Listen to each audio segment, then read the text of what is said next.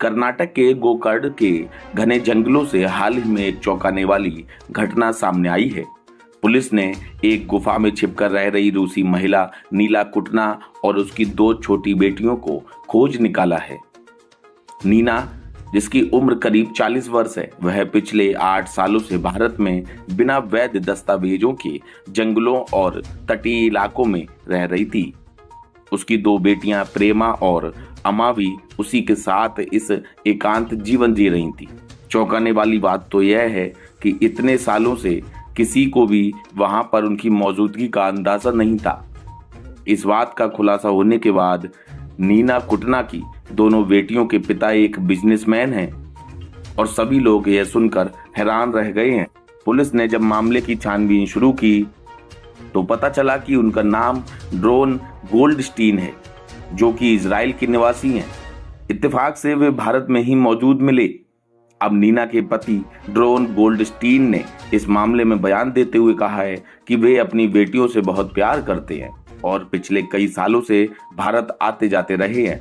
उनका आरोप है कि नीना उन्हें अपने बच्चों से मिलने नहीं देती और उनकी जानकारी के बिना ही बच्चों को लेकर गायब हो गई थी। अब जब बच्चों का पता चला है तो वे उनकी ज्वाइंट कस्टडी की मांग कर रहे हैं। देखिए ये खास रिपोर्ट। इस पूरी कहानी की शुरुआत तब हुई जब पुलिस को गोकर्ण के जंगलों में गश्ती के दौरान एक गुफा के पास कपड़े दिखाई दिए और एक बच्ची भागती हुई नजर आई। जब पुलिस ने जांच की तो पता चला कि वहां एक महिला अपनी बेटियों के साथ रह रही थी। पूछताछ में नीना ने बताया कि वो हिंदू आध्यात्म और प्रकृति से बेहद प्रभावित है और ईश्वर की आराधना के लिए वो गुफाओं और जंगलों में जीवन बिता रही थी।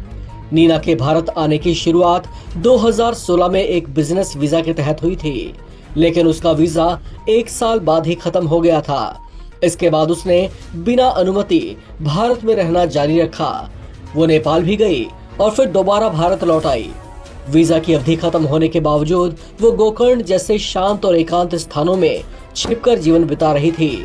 फिलहाल अधिकारियों द्वारा उसे वापस रूस भेजे जाने की तैयारियां की जा रही हैं, लेकिन नीना भारत छोड़ने को तैयार नहीं है। उसका कहना है कि वो आध्यात्मिक जीवन जी रही है और उसे जंगलों में रहना पसंद है। इस घटना ने प्रशासन, सामाजिक कार्यकर्ताओं और आम लोगों के बीच कई सवाल खड़े कर दिए हैं। एक महिला इतने सालों तक गुफा में बच्चों के साथ बिना किसी की नजर में आए कैसे रह सकती है?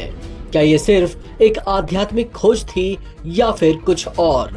ये सस्पेंस फिलहाल सभी के सामने एक प्रश्न बनकर कायम है।